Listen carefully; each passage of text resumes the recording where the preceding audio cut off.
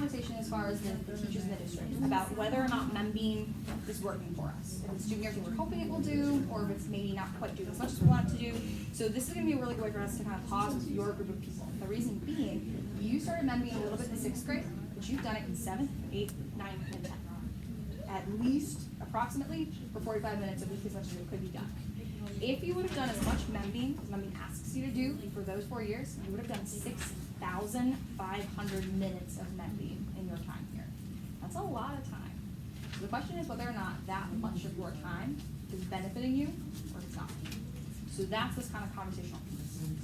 So here's what we're going to do. The first step of that conversation to figure out whether or not it is worth our time or it isn't is to start looking at the words that membeing decided are the words that you're done with. But other than showing you one or more like review questions once in a while, it's more or less membeing says that these words are done, you know these words, and you're ready to rock and roll. Those are your green words.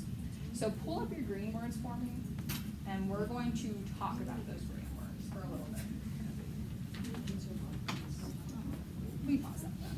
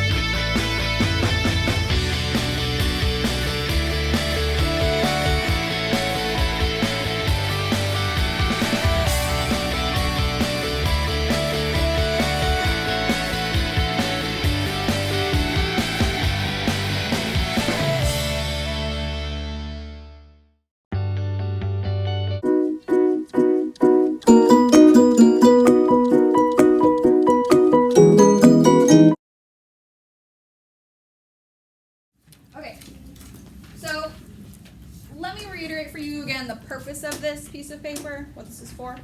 So the purpose is that we are trying to decide with your particular class, because you have done membeing for the longest and for the most consistent period of time, if it's working. That's just the general idea here. So that's why it's not for a grade, it's not a stressful thing, it's simply for us to see if the green words that membeing gives you are words that you're able to use, like membeing says you should be able to use. So if you can't, that's fine. It's nothing that we hold against you, it's something you should be stressed about. It simply shows some good information for us to think about how we're using membeing currently. Okay, so here are your parameters. For each of these writing pieces that you have down here, they're going to be scored out of 2 points. So like again, points don't matter for your sake, but just so you have an idea. How they're being scored is here in case you're curious. Okay? You don't need to look at these details if you don't want to. They're here if you're just in case you're curious, but here are the things you should know. When you're writing, your rules are you can write no more than 50 words around that one word. Okay? Well, 49 around that one word. Meaning the goal is for you to show me whether or not you know that word. So if you're trying to show me that you know it, I need to see within 50 words that you know it. You also have 3 sentences that you could write as well. That's your cap also. If you want to know what 50 words looks like, your directions right here are a total of 50 words.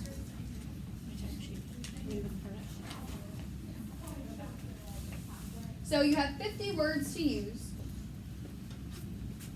and you have a total of 3 sentences that you could, 50 words to use, a total of 3 sentences. And within that frame, you need to show me that you know that word. Now, if you don't know that word, do your best. If you really don't know that word, write you don't know, write a question mark. Again, there's no grade, so I'd rather you just show me honestly where you are than try and, I don't know, force something that's not going to make sense. Okay? If you think you have a guess, by all means, do your best. But if you literally have no clue, that's okay too. Okay? So that's going to be your objective. Give me a total of 5 pieces of text, like 5 short paragraphs, something along that line. No more than 50 words, no more than 3 sentences. If it only takes you 5 words to show me that you know that word, that's great. I don't care how minimal, but 50 is your max. 3 sentences are your max. I don't care what your topic is.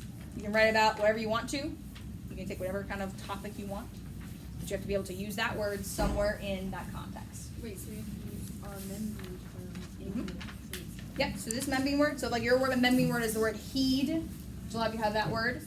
Somewhere on these lines, you have to use the word heed. I don't care if you're saying he did or heeding. You can change the tense if you'd like to, but you need to be able to use that word properly. Okay? That is your task. Does that make sense in a general sense?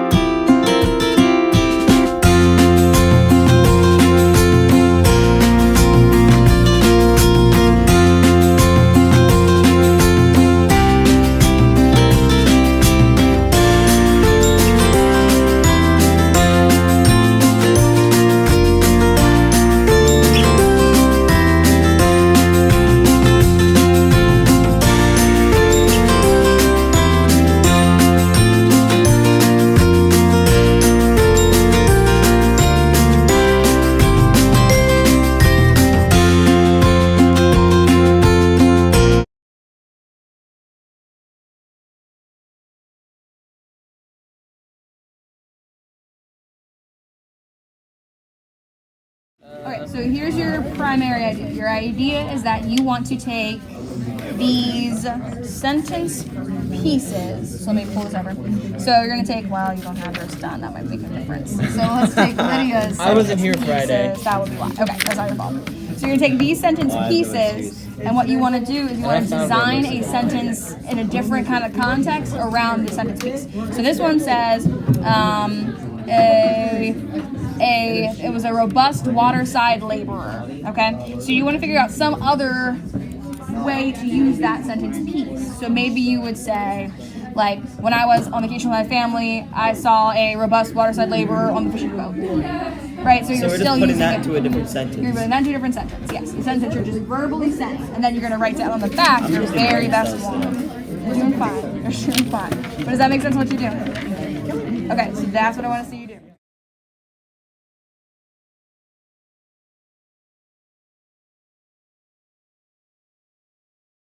3, 2, 1. Do you have your Connect 2 paper in front of you? Yes. All right. Do you have your grid in front of you? No. Your grid out of your folders.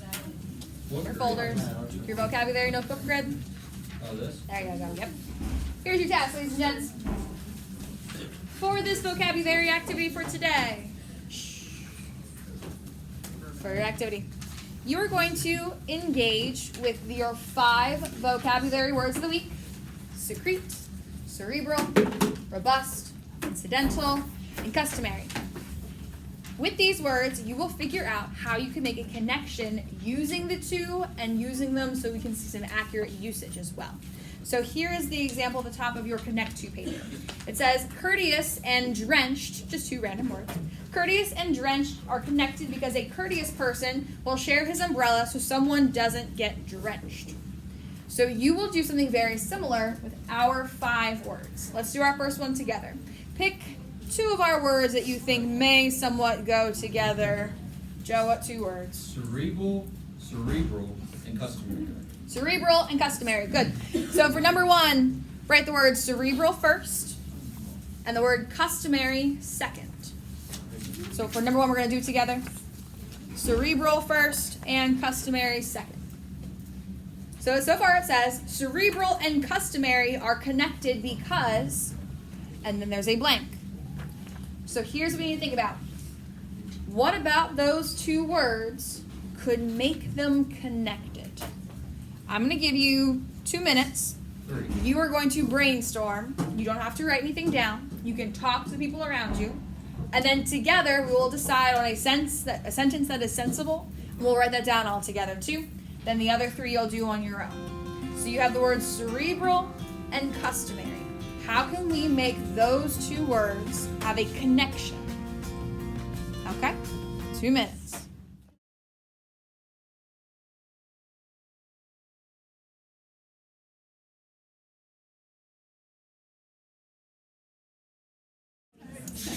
Something customary. 10 seconds. How do they fit together? Terry, tell me.